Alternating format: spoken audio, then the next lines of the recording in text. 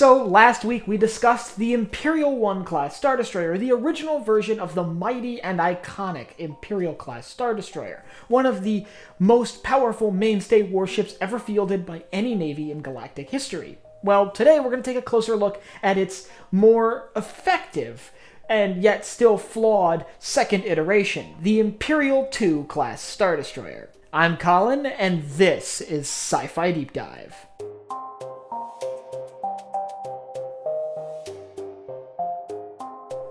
Remember, if you enjoyed this video, to head down below and hit that subscribe button. So as many of us know, the Imperial-I Class Star Destroyer was massive and impressive, but did have a pretty serious flaw. It was designed with being intimidating as a main objective as opposed to being actually effective in combat. As a result, it lacked any light laser cannons and point defense systems of any sort, instead focusing entirely on ship-to-ship weapons like turbo lasers and ion cannons, things that could very effectively shred small to medium capital ships, but were basically useless against starfighters, and as anyone who's seen the original trilogy knows, boy does the Rebel Alliance love their starfighters. They're really good starfighters. So the Empire had to adapt and had to make changes, and over the course of the first 15 years of its service, some other minor flaws were discovered within the design of the Imperial-I Class Star Destroyer here and there, and so about 15 years or so after the introduction of the Imperial-I, a new class was needed, the Imperial-II.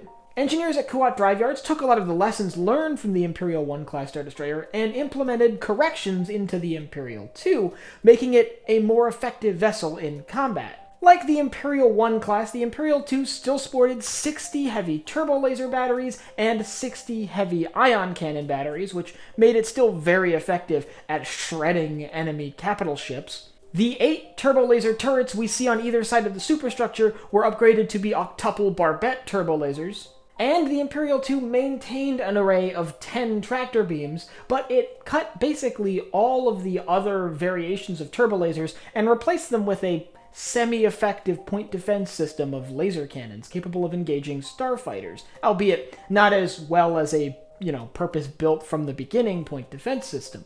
In fact, this point defense system still was questionably effective in most cases.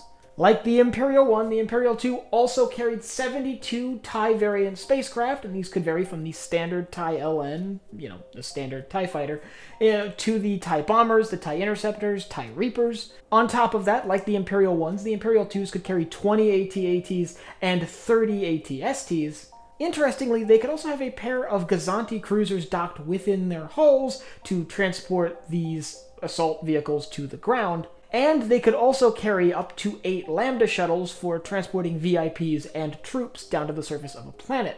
And speaking of troops, like the Imperial-Is, the Imperial-IIs could carry an embarked 10,000 stormtroopers, which is a massive number.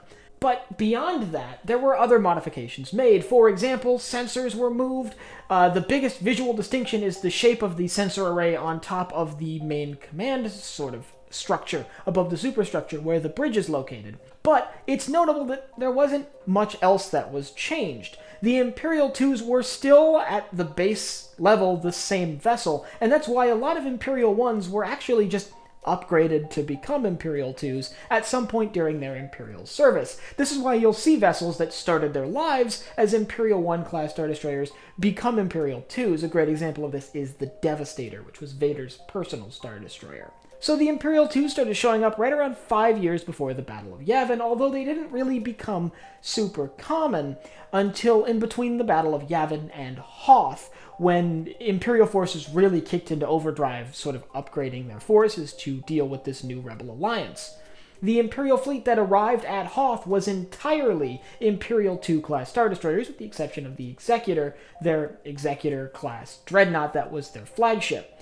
Now, it's an interesting caveat that some of the vessels within that fleet, known as Death Squadron, were actually originally Imperial-Is that were upgraded, but every vessel in that fleet was either built as an Imperial-II or upgraded to meet the Imperial-II standards. The Imperial-II would go on to basically become the only type of Imperial-class Star Destroyer in service by the end of the war. We don't see Imperial-Is present basically anywhere during the later days of the conflict. It seems like every Imperial vessel at battles like Endor and Jakku were Imperial-IIs, and the Imperial-II story doesn't end at the Battle of Jakku, by the way. It's likely that a lot of Imperial-IIs fell into the hands of Imperial warlords and would continue fighting the New Republic for several years to come. But on top of that, we know a lot of Imperial-IIs fled into the unknown regions and ended up serving the First Order. And the First Order actually did make good use of Imperial-II Class Star Destroyers, often using them to supplement their newer, more capable Resurgent class vessels. These Imperial-IIs would be used on either patrol duties or usually defensive positions around worlds that weren't quite as crucial. And it's likely that they kept in service even after that. After all, the Empire ultimately ended up building 25,000 Imperial-class Star Destroyers of both the Imperial-I and the Imperial-II variant, and these vessels, being so numerous, likely stuck around in one place or another for, I would assume at least a century with those kinds of numbers. After all, even though they're not super effective against starfighters, there's no reason warlords, pirates, small factions wouldn't want vessels like the Imperial-class Star Destroyer. And it really wouldn't matter to many of them whether it was an Imperial-I or an Imperial-II. The Imperial-I's, while being flawed, were still very capable ships and became very potent symbols of Imperial power. If you'd like to learn more about the Imperial-I Class Star Destroyer, the older versions of the Imperial-II, I'll leave a link up here to my video on that. And I want you to let me know down in the comments whether you think the changes made to the Imperial-II were really substantial enough. Is there anything else that you would have changed about it? Is there anything that, if you were one of the designers making the choice of what exactly to adjust on the Imperial-II, is there anything else that you would have changed other than what the Empire actually did modify? And if you have anything else you'd like to see me cover in Star Wars, leave it down below in the comments. Last but not least, if you enjoyed this video, head down below, hit the like button, the subscribe button, and the bell icon so you get notified when I upload new videos. So for Sci-Fi Deep Dive, I'm Colin, and I will see you next time.